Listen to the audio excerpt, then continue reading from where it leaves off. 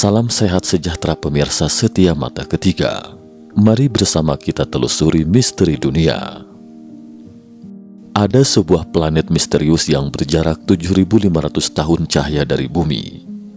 Sejak dulu, umat manusia telah mengamatinya selama 350 tahun.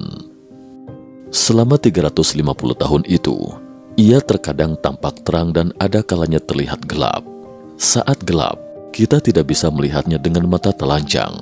Sebaliknya saat terang, ia pernah menjadi bintang paling terang kedua di malam hari setelah Sirius.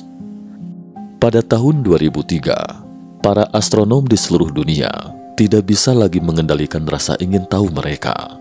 Mereka bergabung dengan mengarahkan teleskop paling penting di dunia pada bintang yang disebut Eta Carinae, sebuah bintang maha-maha raksasa dan merupakan variabel biru yang terang di rasi Carina. Teleskop yang diarahkan terdiri dari teleskop luar angkasa Hubble, Observatorium Sinar X Chandra, teleskop luar angkasa Spitzer, Very Large Telescope di Chili, dan sebagainya. Tidak ada yang menyangka bahwa hasil pengamatan kali ini akan menyegarkan pemahaman manusia tentang alam semesta. Eta Carinae adalah sistem langit aneh yang benar-benar tak terbayangkan. Bagaimana terbentuknya bintang yang terkadang tampak terang dan ada kalanya terlihat gelap? Apa dampaknya terhadap bumi? Berikut mari kita telusuri bersama. Bintang paling misterius. Waktu kita tarik mundur ke tahun 1677, ada sebuah pulau terpencil di Samudra Atlantik Selatan, Saint Helena. Edmund Halley, seorang pemuda lulusan Universitas Oxford berusia 21 tahun, pergi ke pulau terpencil ini untuk mengamati langit malam berbintang di belahan bumi selatan.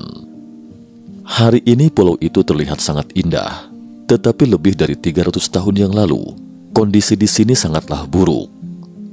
Pada abad ke-17, belum ada negara yang berkembang pesat secara ilmiah di belahan bumi selatan, sehingga manusia tidak pernah melakukan pengamatan ilmiah di langit malam di belahan bumi selatan. Misi Halley adalah memetakan bintang-bintang di belahan bumi selatan di sini. Foto ini adalah hasil gambar Halley, peta pertama langit selatan dalam sejarah manusia. Dalam katalog gambar ini, Halley menjelaskan secara rinci 341 bintang paling terang di langit malam di belahan bumi selatan, termasuk Eta Carinae, bintang di rasi Carina. Namun ketika itu, Halley tidak menemukan sesuatu yang aneh. Dia hanya membuat catatan sederhana kala itu. Ini adalah bintang dengan magnitudo 2. Magnitudo ini juga disebut magnitudo semu, yang merupakan standar pengamatan manusia terhadap kecerahan bintang. Untuk mengukur tingkat kecerahan dari suatu bintang, digunakan sistem skala ukuran yang disebut dengan magnitudo bintang.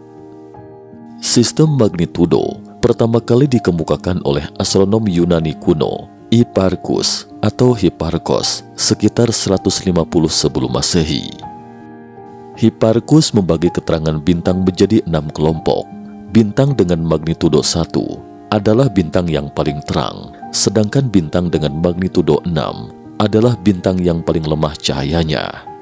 Namun para astronom kemudian menemukan bahwa ada banyak bintang dengan kecerahan lebih besar dari magnitudo 1. Jadi magnitudo negatif juga diperlukan untuk objek langit yang lebih terang lagi. Semakin besar magnitudo negatifnya, semakin terang juga bintangnya. Berikut mata ketiga paparkan secara singkat sejarah pengamatan yang aneh terhadap Eta Carinae. Ketika Halley pertama kali mengamati Eta Carinae, itu hanya bintang biasa, tidak terlihat ada yang ganjil. Namun 50 tahun kemudian, atau pada tahun 1730, Eta Carinae tiba-tiba berubah. Para astronom menemukan Eta Carinae tiba-tiba menjadi terang. Kecerahannya meningkat pesat dan segera menjadi bintang paling terang di rasi Carina. Eta Carinae menjadi semakin terang selama 50 tahun perjalanannya. Tetapi pada tahun 1782, hal-hal yang aneh kembali terjadi pada Eta Carinae yang tiba-tiba mulai menjadi gelap lagi. Masa kegelapannya berlangsung selama total 40 tahun lamanya, ketika para astronom mengira Eta Carinae tidak akan pernah terlihat lagi. Pada tahun 1820, Eta Carinae mulai bersinar kembali. Dalam 7 tahun itu, kecerahan Eta Carinae meningkat lebih dari 10 kali lipat. Pada tahun 1841, saat pecahnya perang candu antara Tiongkok dan Inggris, aktivitas Eta Carinae mencapai puncaknya ketika itu. Kecerahan dengan nilai negatif 0,8 ini menjadi bintang paling terang kedua di seluruh langit dan bahkan terkadang bisa terlihat di siang hari. Setelah tahun 1856, Eta Carinae tiba-tiba tampak aneh lagi. Ia menjadi gelap untuk kedua kalinya. Kali ini menjadi gelap sepenuhnya sehingga tidak terlihat dengan mata telanjang. Orang-orang ketika itu menduga Eta Carinae sepenuhnya telah lenyap kali ini. Dan setelah 84 tahun berlalu, atau pada tahun 1940, ketika Perang Dunia Kedua sedang berkobar, tak disangka Eta Carinae mulai bersinar lagi untuk ketiga kalinya. Gambar berikut ini adalah tabel statistik kecerahan Eta Carinae dari tahun 1972 hingga 2019. Selama 30 tahun terakhir, kecerahan Eta Carinae telah meningkat dari magnitudo 6,2 menjadi magnitudo 4,3. Sampai hari ini, kecerahan Eta Carinae semakin meningkat. Keganjilan Eta Carinae ini telah membingungkan umat manusia selama lebih dari 200 tahun. Pasalnya, kenapa bintang ini ada kalanya bersinar terang dan terkadang meredup? Apa yang membuat Eta Carinae seperti itu? Kita kilas balik sejenak ke tahun 1940-an. Astronom Amerika Rudolf Minkowski dan Fritz Zwicky mulai mengklasifikasikan supernova. Selanjutnya, para astronom melakukan banyak penelitian tentang kematian bintang, yaitu ledakan supernova. Beberapa astronom menduga, mungkinkah Eta Carinae itu adalah supernova? Di era itu, para ilmuwan sudah tahu banyak tentang ledakan supernova. Supernova adalah pertunjukan tirai kematian sebuah bintang, seperti kembang api yang menyala sesaat lalu lenyap. Tapi kondisi Eta Carinae sangat jauh berbeda.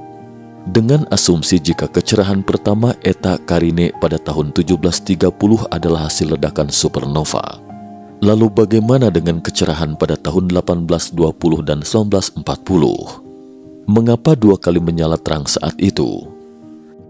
Sebuah bintang tidak seharusnya meledak 3 kali. Inilah yang benar-benar membingungkan ilmuwan. Pada tahun 1984, teleskop 2,2 meter pertama di belahan selatan Observatorium La Silla di Gurun Atacama Selatan, Chili mulai digunakan.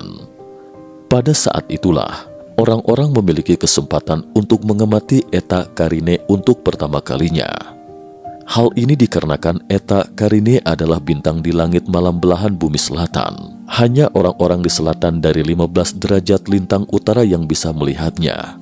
Sementara belahan bumi selatan tidak memiliki teleskop astronomi yang besar, jadi tidak dapat mengamatinya. Ketika teleskop memfokuskan pada Eta Carinae untuk pertama kalinya, inilah foto yang didapat, awan gas yang menyerupai nebula kecil. Para astronom garuk-garuk kepala bingung. Jenis awan seperti ini biasanya menunjukkan bintang telah meledak, tetapi bintang yang meledak tidak akan tampak begitu terang. Ini menunjukkan bahwa masih ada benda langit lain di tengah awan. Lalu apa benda langit ini? Apalagi Eta Carinae berjarak 7.500 tahun cahaya dari bumi, tidaklah mudah untuk bisa melihatnya secara jelas.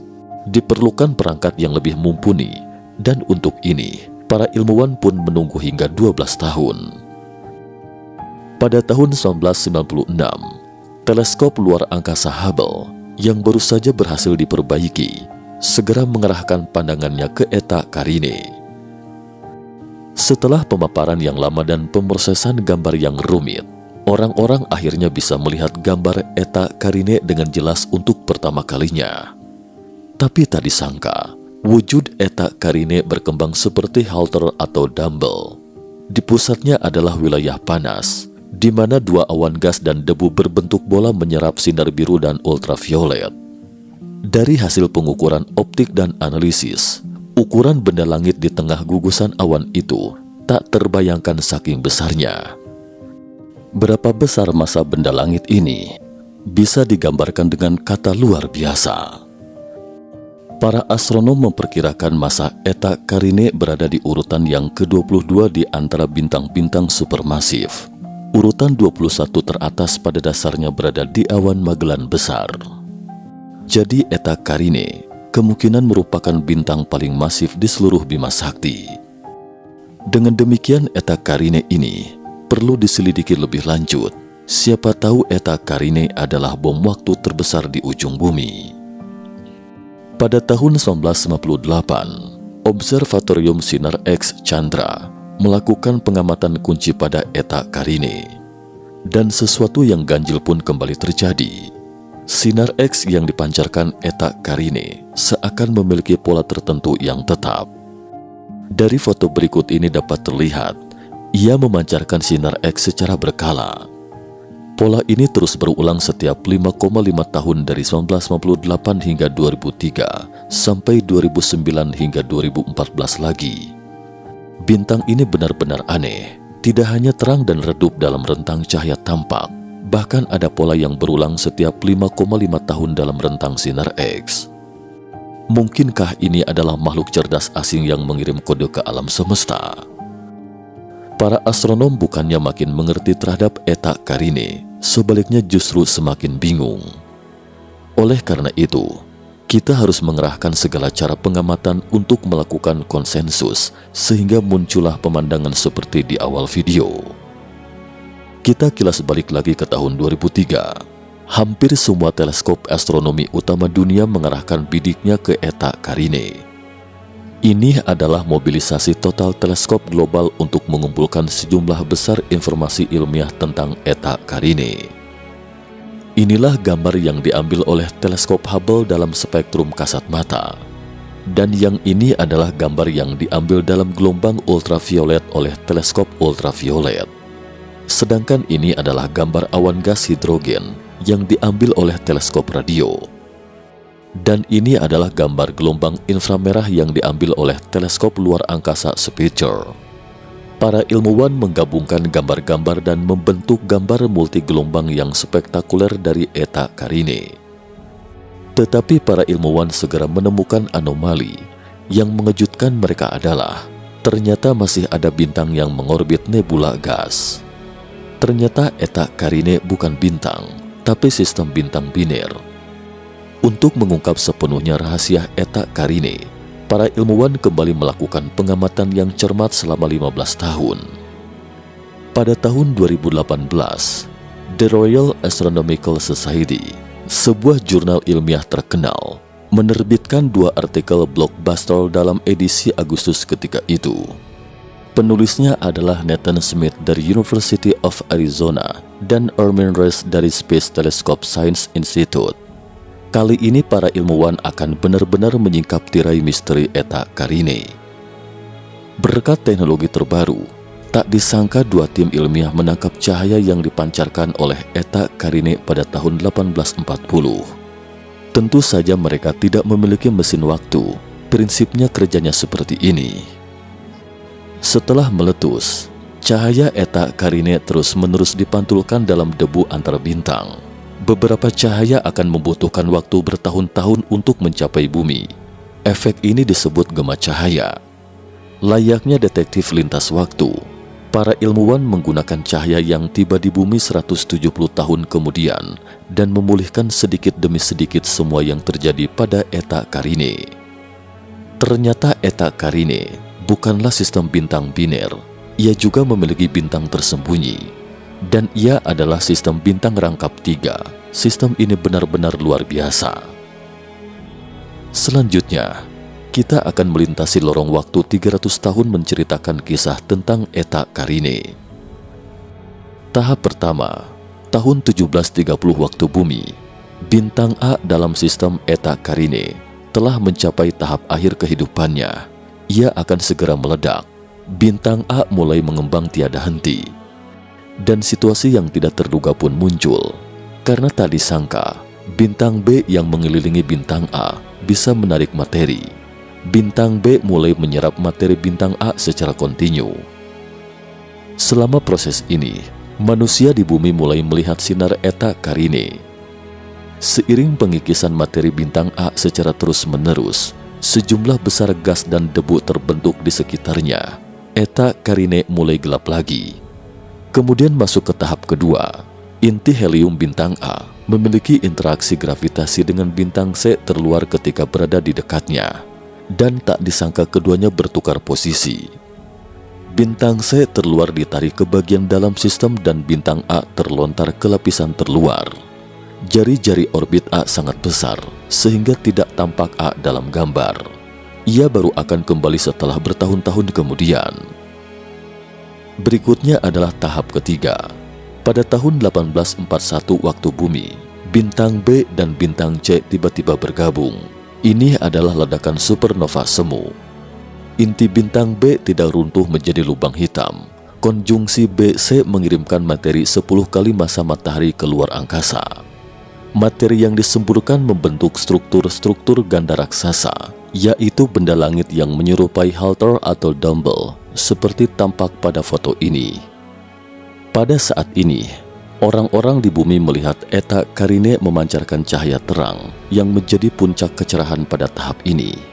Segera setelah itu, Eta Carinae mulai redup kembali. Proses ini berlangsung selama beberapa dekade, kemudian memasuki tahap keempat. Sinar X Eta Carinae akan menghasilkan pola perubahan yang sama setiap 5 tahun. Ternyata bintang A yang tersedot oleh bintang B di atas akan melewati ruang gas luar bintang gabungan bintang B dan C setiap 5,5 tahun dan akan menghasilkan sejumlah besar sinar X di perjalanan. Inilah asal dari mode tetap sinar X. Terakhir kemudian memasuki tahap kelima. Pada tahun 1940 waktu bumi, Eta Carinae kembali menjadi terang untuk ketiga kalinya. Menurut para astronom, ini adalah awal pertanda dari ledakan Eta Carinae yang akan segera terjadi. Saat ini, massa bintang gabungan Eta Carinae BC adalah 120 kali massa matahari. Massa bintang A adalah 30 kali massa matahari. Massa total sistem adalah 150 kali massa matahari. Ini adalah massa bintang yang sangat langka di alam semesta dan bisa dikatakan sangat luar biasa saking masifnya. Saat Eta Carinae meledak, ia akan membentuk supernova dan lubang hitam besar. Kecerahan Eta Carinae akan menerangi seluruh Bima Sakti saat meledak. Pada malam hari akan mendekati kecerahan bulan dan orang-orang bahkan dapat membaca buku di bawah cahaya Eta Carinae. Lalu kapan Eta Carinae akan meledak? Para astronom memperkirakan itu akan terjadi dalam 10.000 tahun. Karena 10.000 tahun adalah angka yang sangat kecil dalam skala astronomi, jadi secara aktualnya, Eta Carinae dapat meledak kapan saja. Apa dampaknya terhadap bumi jika Eta Carinae meledak? Karena Eta Carinae berjarak 7.500 tahun cahaya dari bumi, jadi secara teoritis, dampaknya tidak akan terlalu besar, tetapi tidak bisa juga dianggap enteng, karena masih ada kemungkinan lain yang lebih ekstrim.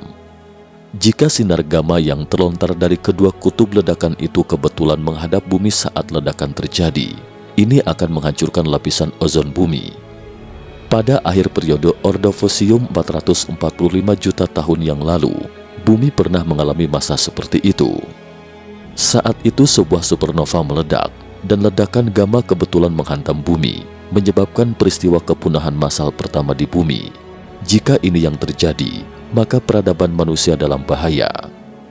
Tentu saja ini hanya peristiwa dengan probabilitas kecil, karena probabilitas relevan yang dihitung oleh para ilmuwan belum ditemukan, jadi diperkirakan kemungkinan cahaya ekstrimnya tidak terlalu mengkhawatirkan. Kita tidak perlu cemas akan ledakan Eta Carinae.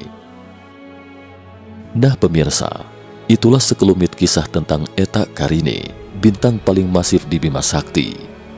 Para ilmuwan menghabiskan hampir 100 tahun waktunya hingga akhirnya berhasil mengungkap misteri Eta Carinae. Ini memang pengamatan ilmiah yang luar biasa.